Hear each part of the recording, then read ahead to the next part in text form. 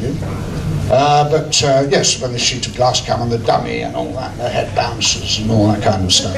I mean, this is a film that was made 76. I believe so, 76. Yeah, for the technology they had then. Am I right in saying it was a really convincing decapitation scene? Yeah. Well, I mean, it was done brilliantly in editing, you know, the editing process. But we shot that little sequence in, I think, 3 different places. We were actually in Jerusalem for the lorry coming.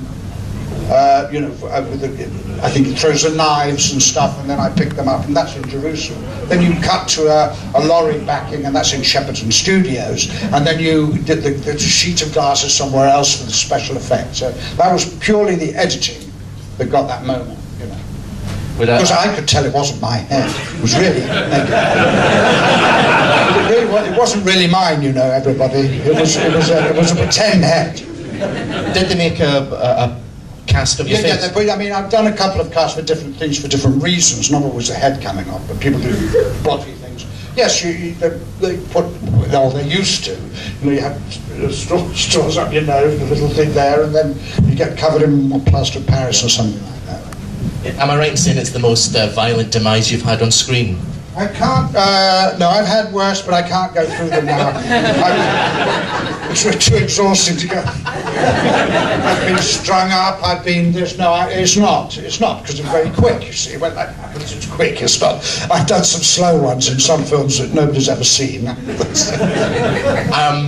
There's another massive film. If I were to say Time After Time, could I have a show of hands of people who are aware of Time After Time? Great, I'm glad so many people know that it exists, because I think it's of its genre, rather like The Omen of its genre, it's a pretty impressive film, I think. You played it's the wonderful premise of Jack the Ripper and H.G. Wells going into the future. Yes, the film starts off way back in Wells's time, and his friend, a doctor, and they're chatting, and and in the beginning, H.G. Wells reveals to everybody a time machine, and at the same time you hear that the Jack the Ripper murders are going on around in London, and that's the very opening. And then suddenly it all is to reveal that maybe his friend, the doctor, is Jack the Ripper, and they're having a dinner party in those times, and is missing. And then H.G. rushes down to the time machine to find out it's been used. So he goes into the time machine, and they end up in modern-day San Francisco. And then the film takes place with H.G. Wells and Jack the Ripper in modern-day, modern day then, 1978, 80. San Francisco. So that's the premise of the film. Was it a happy gig for you? Oh yeah, because again, Malcolm McDowell, and we'll get to Patrick Stewart later maybe, but Malcolm McDowell and I had worked at Stratford-on-Avon. He had one line in a play, Shakespeare play that I was in. I was playing Hamlet, and he had one line. And then he ends up by being a big Hollywood star, and I come and support him in Time After Time. And I loved that, you know, that he'd become a very big star at that time, Malcolm.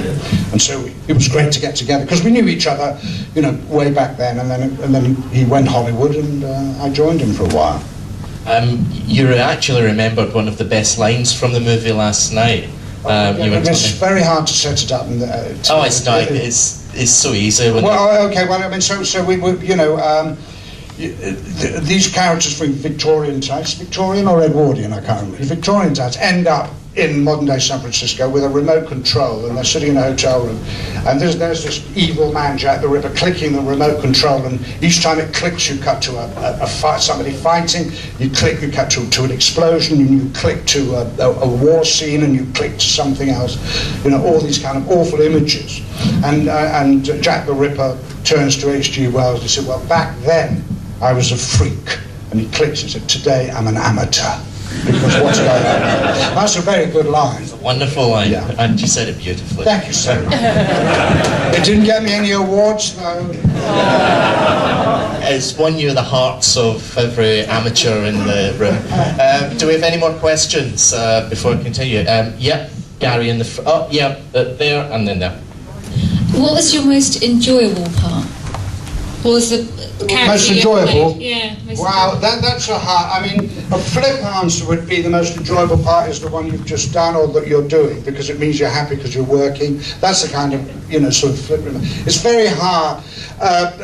there are a couple, and I must say that I don't think, in projects, I won't name because I don't think anybody's ever seen them, because what happens is when you really enjoy, I mean I really enjoyed working with Gregory Peck, and Lee Remick, who I hardly met on the film, although I knew her. But that wasn't an altogether happy experience. The happiest experiences, usually the films tend not to be very good, because we've all had such a good time on it, and we've enjoyed each other, and we forget to make a good picture. So, it's just, you know, but in retrospect, anything that I did with Sam Peckinpah, who we mentioned earlier, certainly, so you remember moments rather than, but you know, I've never actually been in a film where it's been such a total joy, except for a film we did of Chekhov's Seagull years ago, which nobody has ever seen. We had such a wonderful with Vanessa Redgrave and James Mason and Simon Signoret and all these kind of extraordinary people. It's shot in Sweden in the summer, and it was so as far as, I'm not talking about the artistic result, but I'm saying the memory to me is something that is so valuable.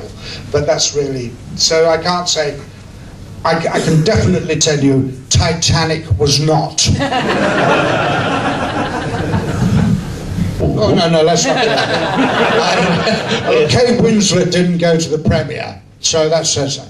Fair enough. Gary had a question.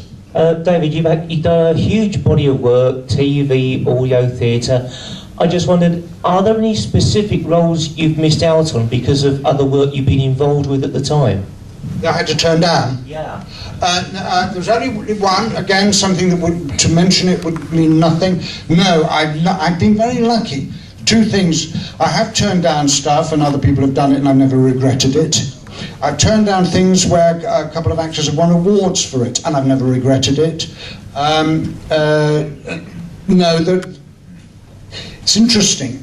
I have been at this business a long time, but I haven't had all that many parts that I've turned down or had to turn down. No, so the answer really is no. It's not. I don't have any regrets or anything. It's not like, was it with Casablanca, where was it Ronald Reagan turned it down and Humphrey Bogart played it and it became one of the great classics. Nothing like that's ever happened to me. Yeah, we have Garen up the back there, and then... I was just wondering, if you were to play the Doctor on television, how would you play him? The Doctor on television? Would that be up to me? No, seriously, I have no idea. I mean, usually if somebody asks you, I mean, this has never been an issue for me, but if somebody asks you to play a part, you then say, what is it in me you see that you want me to do? Especially if you've played all sorts of different parts, you don't quite know why they've asked you to do it. Was it because of that one, or was it because of that one? So I would say, what is it you want out of me that you've seen me do? Because you understand? Is that that's an answer I can give you, because I wouldn't know how. I never, as an actor, actually have to trust the director to tell me. I often get asked, is there a part you want to play? And I say, no. I have to be told that I can play it. Somebody has to say, you know what, you're dead right for this. And then I can go in with confidence. I can never answer something. I've never said, oh, I want to play James Bond. I need to play Hamlet. I need to play something. I've never been that kind of actor. It always has to be suggested to me, and then I computerize it and then work it through. I suggest that you should be Doctor Who. Well, I'm afraid. Thank you very much. I must say that it's interesting, isn't it, that Matt Smith has got the Guinness Book of Records for being the youngest Doctor Who.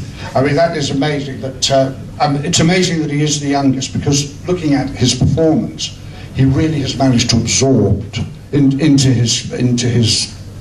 himself all the other Doctor Who's, and he comes out as this old young man. It's just the most extraordinary performance, and it's really very, whether it's clever, whether it's instinct, I don't know.